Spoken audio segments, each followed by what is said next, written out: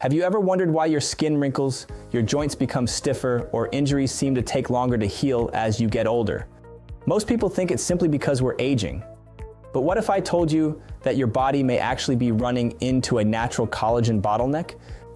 In this video, I'll explain a fascinating discovery about collagen production, why it slows down, and several simple things you can do to help support your body's own collagen building process.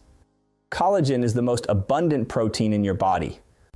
It's found in your skin, tendons, ligaments, cartilage, bones, blood vessels, and even the lining of your digestive tract. Think of collagen as the structural framework that literally holds your body together.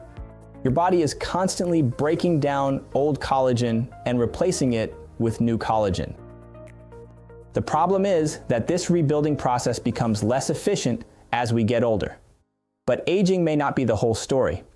Imagine you're building a house. You have plenty of workers. You have lumber. You have blueprints. But every day you keep running out of nails.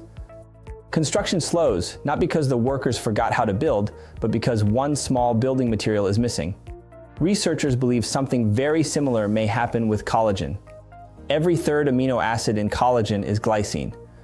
Some scientists believe our bodies simply can't manufacture enough glycine to completely satisfy the demand for collagen production.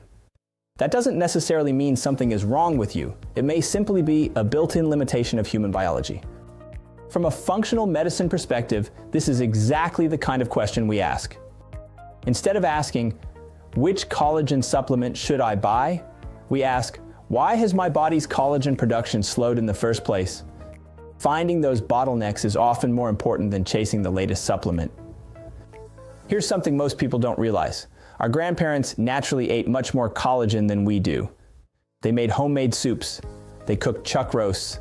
They ate brisket, chicken thighs, wings, bone broth. Today we've replaced many of those traditional foods with boneless, skinless chicken breasts and expensive lean steaks. Ironically, many of the less expensive cuts of meat are actually richer in collagen because they contain more connective tissue. Sometimes the healthiest foods are also the most affordable. Collagen isn't just about eating collagen. Your body needs the right building blocks and the right environment. First, eat enough high-quality protein.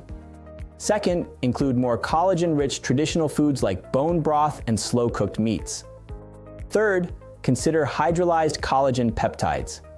Research suggests they may not only provide building blocks, but may also signal the cells that produce collagen. Fourth, don't forget vitamin C. Without vitamin C, your body can't properly build healthy collagen. And finally, you may want to talk with your healthcare provider about GlyNAC. GlyNAC combines glycine with N-acetylcysteine and has become an exciting area of research for healthy aging, because it supports glutathione production while also providing additional glycine. One of the biggest lessons I've learned over more than 30 years in practice is that the body usually isn't broken.